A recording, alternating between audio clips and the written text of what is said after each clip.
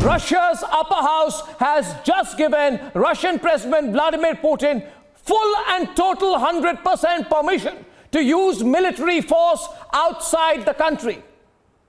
This is not brinkmanship, it is more. Will the rest respond with military force as well? Republic is reporting live from Ukraine and Russia tonight.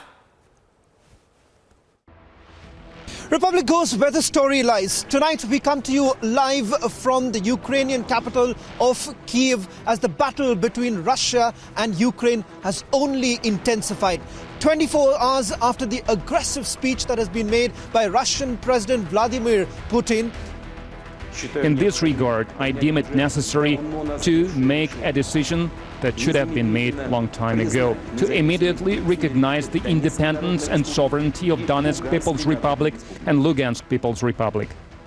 Where the story is. Tonight we come to you live from the Ukrainian city of Kiev in the middle of that battle between Russia and Ukraine. The battle has only intensified. In the last 4 to 5 hours that we have spent here on the streets of Ukraine, speaking to a cross-section of people, there is a sense of palpable anger just after that announcement that was made by Russian President Vladimir Putin as far as recognizing the breakaway regions of Donetsk and Lugansk. And as it has been done previously when they expanded NATO to the east, moving infrastructure, military infrastructure closer to our borders, ignoring our protests and our warnings, they just didn't care about that. They did whatever they deemed necessary and appropriate. And I believe they plan to continue doing like that. My colleague Patrick has been reporting from Donetsk, where there's been increased shelling. Russians have been pointing out that there has been an aggression that has been shown by the Ukrainians by increased shelling in the area.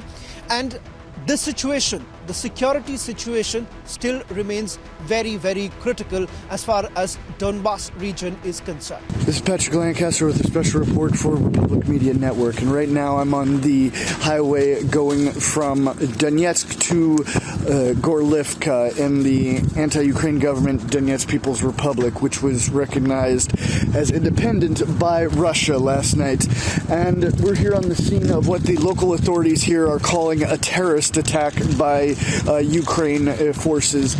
They say there was a timing device here connected to a bomb or possibly a radio control factor that could be controlled, that could be monitored, that could be reacted to. Because everything else could be changed tomorrow, like the current head of Ukraine did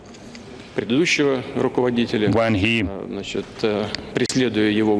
basically started criminal persecution of the former president for this alleged treason, because he doesn't like the Minsk agreements.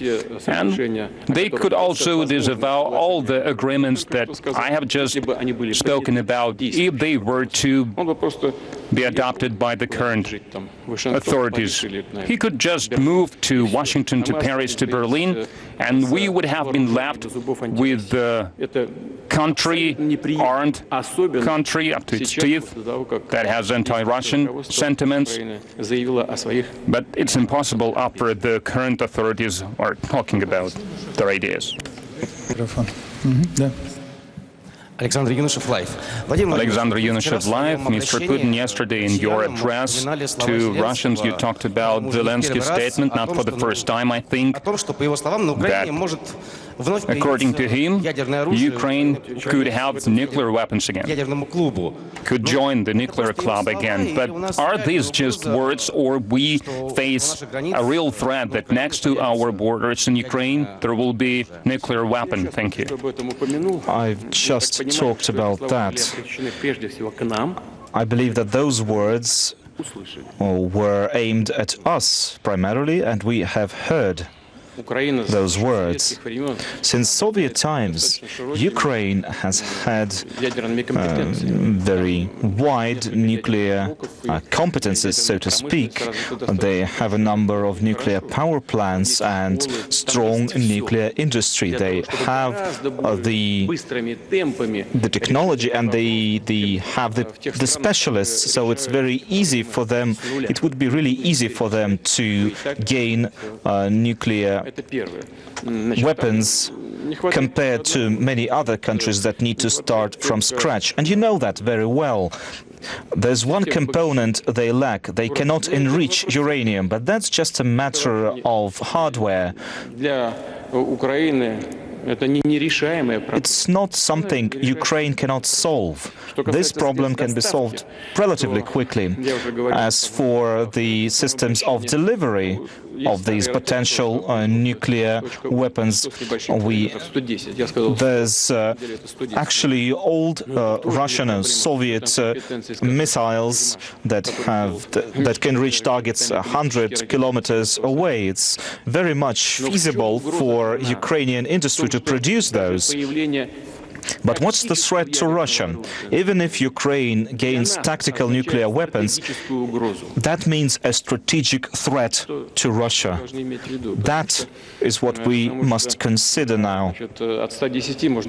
Because once you have 100 kilometers, then you have 300 kilometers or 500 kilometers, and then Moscow would be in range of a potential adversary's nuclear weapons. That would be a threat, and that is how we see it. That is why we have treated this so seriously, and we will continue to do so. So let's give the floor to Kolesnikov. Andrei Kolesnikov, correspondent Daily. Mr. Putin, how do you think, in the modern world, in today's world, could it be that we could still be on the side of good by resolving things via force? That's the first question. And second question is more technical. In your understanding, how far the troops can go until the contact line or till the administrative borders of DPR and LPR, maybe something else? Well, first off, I didn't say that right now, after this conversation, we will have Russian forces march into the two republics. Secondly, it is impossible to predict the scenario that will unfold. That will depend on the situation on the ground. Now, as to whether issues could be resolved through force and whether you can use force and stay on the side of good, would you like to say that good forces should be helpless or defenseless? Good should not be defenseless. Good should be able to defend itself, and that is our position. Thank you.